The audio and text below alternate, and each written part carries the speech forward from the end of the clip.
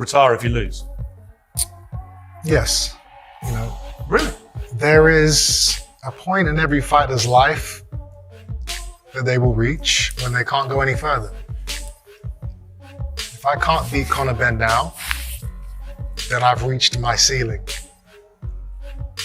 Which is why this fight is so deathly important to me. Because I don't want to retire. I don't want to give up. I don't want to sail off into the sunset. I still have things to do. Chris Eubank Jr. isn't holding back. He's made it clear that if he loses to Conor Benn, his career is over. The stakes couldn't be higher, and he's putting everything on the line. This isn't just another fight. It's a moment that could define his entire boxing journey. Eubank Jr. has been upfront about the gravity of the situation, saying the loss to Benn would mark the end of his career. But it's not just the fight itself that's crucial. The pressure is mounting from all sides. Benn, stepping up 2 weight classes, isn't just taking a chance. He's coming in with a vengeance. The big question now is whether Eubank Jr. can handle the immense pressure waiting on him, especially with the looming hydration clauses that could impact his focus. Fisher's observation about the potential destabilizing effect of these clauses on Eubank Jr.'s game plan is spot on. It's not just about size or power. It's about survival. If Benn's relentless aggression catches Eubank Jr. off guard, it could be a game changer. Eubank Jr. has been open about feeling the pressure, but the real test is whether he can withstand Benn's raw power and unyielding drive. This could turn into an epic battle, and the question remains: who will crack under the weight, and who will rise to the occasion? When he's doing this. Yeah, I agree. He's very smart. He's got his line. You are a drugs cheat. I'm facing a drugs cheat. I'm the hero in this.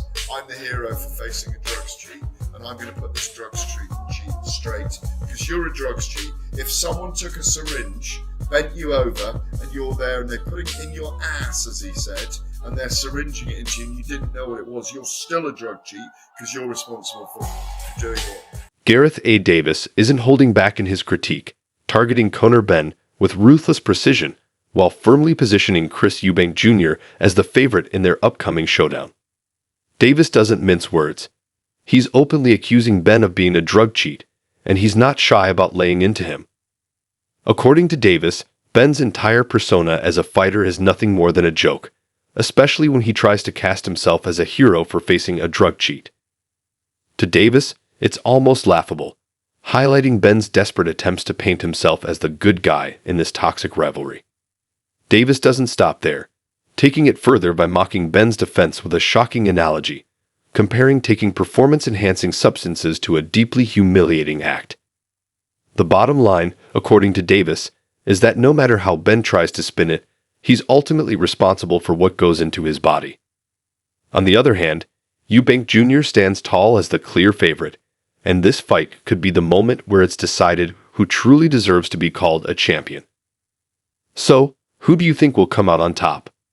Drop your predictions in the comments below, and don't forget to like the video. The Chris Eubank is the favourite for the good reason that he's been fought at the higher level and he is naturally the bigger man.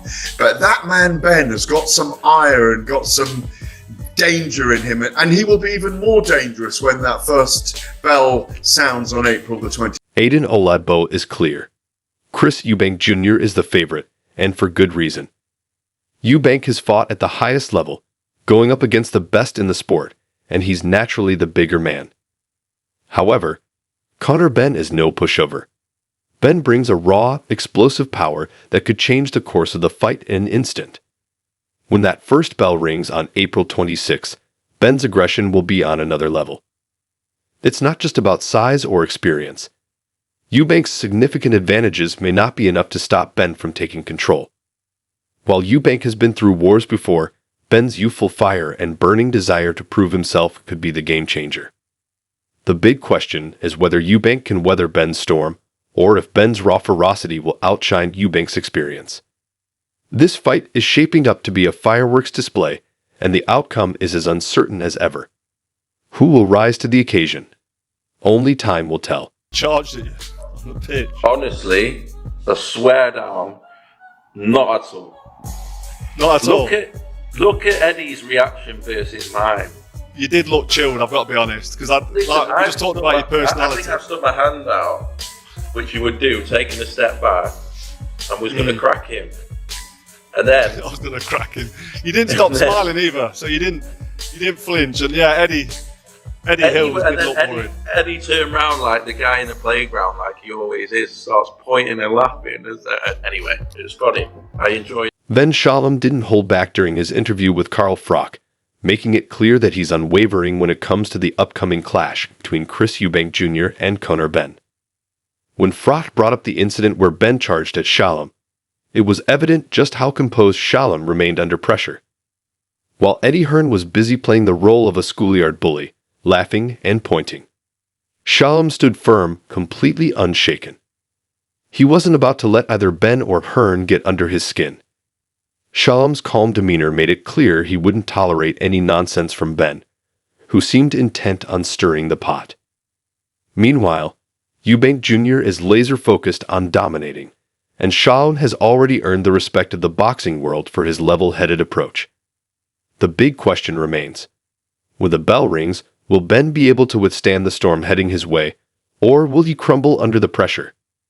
This fight is shaping up to be one for the history books. And Chris Eubank Sr. was pushing very hard for that should be the fight with the Benn family, not his son, Harlem. Chris Eubank. Listen, Go on, sorry. Well, I was going to say that we could well see a Benn Eubank 4 if Ben succeeds in a way against Chris Eubank. On the flip side, Adam Catterall isn't holding back, diving headfirst into the family drama that's only fueling the rivalry between the Eubanks and the Benns. He calls out Chris Eubank Sr. for his hypocrisy, accusing him of pushing for a showdown with the Benn family while conveniently refusing to make it happen with his own son. Catterall doesn't mince words, pointing out the glaring contradictions within the Eubank camp that can't be ignored. But he doesn't stop there. Catterall stokes the flames even further, suggesting we could be on the verge of Benn versus Eubank 4, especially if Conor Benn shocks the world with a victory or even a strong performance against Chris Eubank Jr. This rivalry is far from over, and Catterall's bold prediction is only adding fuel to the speculation. The real issue here isn't just one fight.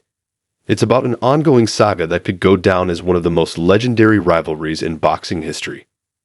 The stakes have never been higher, and as the countdown to April 26 continues, the intensity is only growing. It may be a very disappointing fight if we find out when Chris steps in there against Conor that he is much, much too big for him. But I think they'll play 12 rounds and I think we'll get 2 fights. On the other side, Adam Catterall isn't holding back, diving straight into the heart of a potential disaster if Chris Eubank Jr. faces Conor Benn. The glaring weight difference between the two is impossible to ignore, and Catterall wastes no time pointing out how it could overshadow the hype, turning what was meant to be a fiery showdown into a one-sided affair. But Catterall doesn't stop there. He intensifies the drama with a bold prediction. Despite Eubank Jr.'s clear size advantage, Catterall suggests the fight could stretch out over all 12 rounds, adding a layer of uncertainty that leaves fans on edge. His gut feeling casts a shadow over the entire event, raising serious doubts about how it will unfold. The big question now is, will Benn's skill and heart be enough to counter Eubank Jr.'s size and power, or will this highly anticipated rivalry crumble under its own weight? The stakes have never been higher, and with the countdown ticking down, fans are left wondering, will the hype live up to expectations, or is this fight destined to fall flat? I think it's a mismatch on paper, of course it is. It's a fella that won a British title at welterweight, who hasn't boxed for a long time, against a faded world-class middleweight, so I haven't really got any interest, to be honest. Egg slap not get you excited for us? Not really, no. I'm not. But here's the catch. Dave Allen doesn't just throw shade.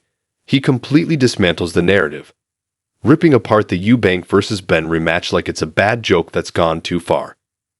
According to Allen, this fight isn't the blockbuster the promoters want you to believe.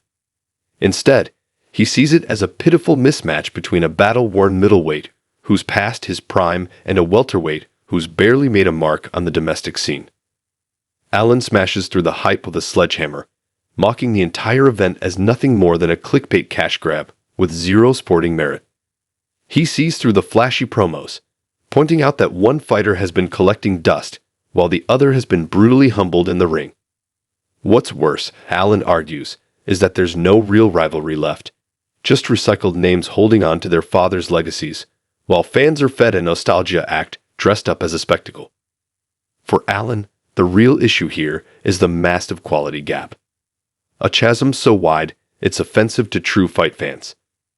In his eyes, this isn't boxing. It's a pantomime in gloves, dragging the sport through the mud for the sake of a cheap payday. I felt sorry for Junior because he is a 34-year-old man at the time. He wants his own thing. His father is always going to be the centre of attention. Yeah. I think he's right to make his own decisions. Simon, I see exactly what you're saying because Nigel has stood back from his career and Chris Senior was right in the front at the beginning. And I think it's great that Junior is walking his own path. So do I. However, they have had horrendous tragedy. No one saw this coming. Steve Collins just dropped a bombshell, shaking the very core of the boxing world with a brutal, no-holds-barred expose on the chaos that's been derailing Chris Eubank Jr.'s career. This fight isn't just about punches. It's about freedom, identity, and the fight for self-determination. Collins doesn't hold back, tearing into the toxic father-son dynamic that has stifled Eubank Jr.'s growth as a fighter. While Conor Benn has thrived, carving out his own legacy with Nigel Benn stepping back, Eubank Jr. has been trapped under a father who refuses to let him break free from this shadow. But there's more. Collins goes beyond the opponents in the ring, pointing out that Eubank Jr. is battling his own flesh and blood, struggling to escape a legacy that has become more of a prison than a solid foundation. To make matters even more complicated, Collins hints at the heavy emotional baggage weighing down the Eubank family, suggesting that these personal tragedies could be affecting Chris far more than anyone realizes. The real question now is, can Eubank Jr. ever break free from his father's shadow, or will he remain trapped by it forever? But I think with Chris, this is purely business. This is purely business. I don't think he quite likes him very much, but I'm telling you now, it's a good thing that Conor's in Spain. Because imagine them two bumping into each other on London High Street on a Sunday afternoon. We don't need that, do we? No one needs that, no one wants it, but it's inevitable. So you literally have to navigate your way through these camps and keep these two boys away from each other, because keep the lid on. I've been there with this kind of animosity and I've been there with this kind of domestic rivalry.